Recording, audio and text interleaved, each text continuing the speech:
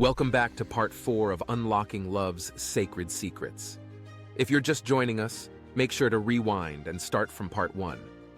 Each episode builds on the previous, unveiling crucial details that you won't want to miss.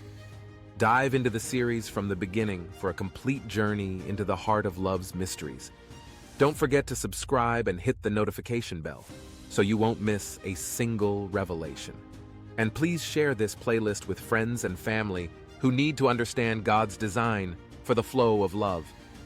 The divine dance of love, within the sacred structure of authority and submission between God and man, unveils a profound interdependence where love flows both downward and upward, creating a reciprocal and harmonious relationship. This same dynamic is perfectly mirrored in the relationship between a man and his woman, who are living to emulate the Messiah and his relationship with those in covenant with him. This interplay is exemplified in the essential elements of provision, protection, and affection, intricately woven into the very fabric of obedience and submission, bringing the symphony of love to a crescendo that is witnessed by the world. Love flowing down from authority to the submissives is akin to a life-giving stream, manifesting as provision, protection, and affection. Authority, whether divine or human, assumes the role of a benevolent sovereign, offering sustenance, safeguarding against dangers and adversities, and expressing deep affection and care for those under his jurisdiction. However, this downward flow finds its full expression when met with the responsive current of love, ascending from the submissiveness of the dependents through obedience and a reverential awe towards their authority. Provision, the first chord in this divine symphony, is rooted in the willing obedience of the submissives.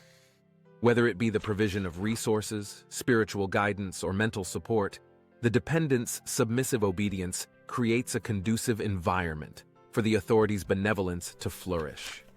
Similarly, protection, the second refrain, is fortified by the submissive's adherence to the authority's guidance, fostering an atmosphere where safety and security abound. Affection, the sweet melody of love, harmonizes in this reciprocal relationship. This is as if the orchestra is rewarding the conductor with a resounding crescendo, eager to follow his lead and breathe life into the music of love. As the authority extends affection downward, the obedient and submissive response from below completes the circuit of love. This interdependence underscores the beauty of a relationship where the obedience and submission from the dependent parties enable the authority to fulfill his role of providing, protecting, and expressing affection without drama, without contention, and with the assurance that the provision and protection are acknowledged, appreciated, and reciprocated. The key to unlocking this reciprocal flow lies in the reverential obedience and submission of the dependents. Obedience from the submissive dependents aligns their actions with the authority's will, creating a channel through which their love can flow upward, so that he is at liberty to fulfill his mission without subversion. Likewise, the authority's adherence to his role of leadership fosters an environment where the submissive can respond with willing obedience, forming an unbroken circle of love where provision, protection, and affection become a continuous exchange. In this divine orchestration, the interdependence of love flowing down and up reveals a sacred dance where obedience and submission become the harmonious melodies, and where provision, protection, and affection become the choreography of the dance that resonate within the sanctity of relationships. This interplay serves as a testament to the straightforward design of love within the divine order, where both the authority and the submissives find fulfillment and flourishing in the reciprocity of their roles. Submission and obedience within this divine framework find their roots in the principles of respect and reverence. The term fear, as translated in numerous scriptures in regards to authority, doesn't evoke a sense of dread, but rather conveys a deep reverence and awe. An understanding that disobedience would result in disappointment and a falling short of the righteous expectations set by the authority, hurting him, and at times making him question the worthiness of his sacrifice, just as the Most High did in Exodus 32 when Israel and Judah rebelled. This principle is echoed in Ephesians 5:33, where wives are instructed to respect their husbands. This respect, the aforementioned reverential awe, unveils a parallel with the reverence and admiration that man is instructed to have for God. Proverbs 1:7 captures this sentiment beautifully, stating, "The fear of the Lord is the beginning of knowledge. Fools despise wisdom and instruction." Here, the fear of the Lord is not about trembling in fright, but about acknowledging God's authority and adhering to his wisdom and guidance in a spirit of respectful wonder. An exemplary Old Testament illustration of man's reverence for God is found in the life of Abraham. In Genesis 22, Abraham's willingness to obey God's command to sacrifice his son, Isaac, demonstrates profound reverence and trust he had in his master. The writer of Hebrews sheds additional light on this extraordinary act of obedience in chapter 11, verses 17 through 19, emphasizing that Abraham, in faith, believed that God would even raise Isaac from the dead because he completely trusted the promise God had made to make a great nation from Isaac. This perspective further illuminates the depth of Abraham's trust in God's sovereignty, showcasing not only obedience, but an unwavering confidence in the divine plan.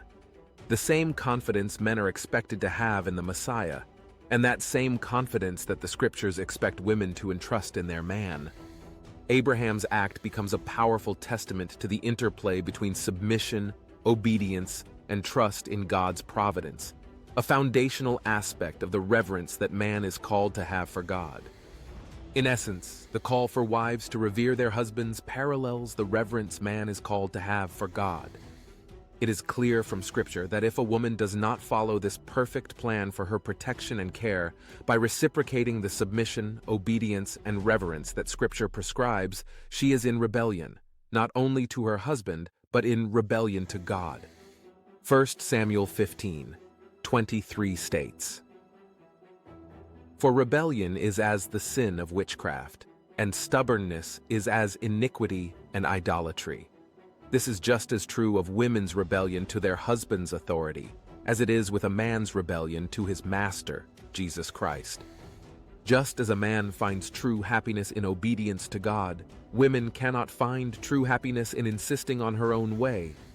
That selfish power grab creates hurt and misery, just as it does in a man that refuses to follow Yeshua.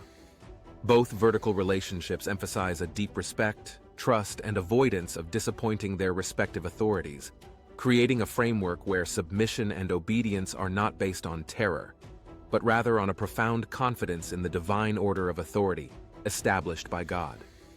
As we conclude today's exploration of love's sacred secrets, we invite you to return next week for another captivating chapter. If you've missed any episodes, catch up now to ensure you are fully immersed in the unfolding story. Your continued presence enriches this journey, and we can't wait to share more with you in the upcoming installment. Don't forget to subscribe and hit the notification bell so you won't miss a single revelation. Until then, stay curious and keep unlocking love's mysteries with us.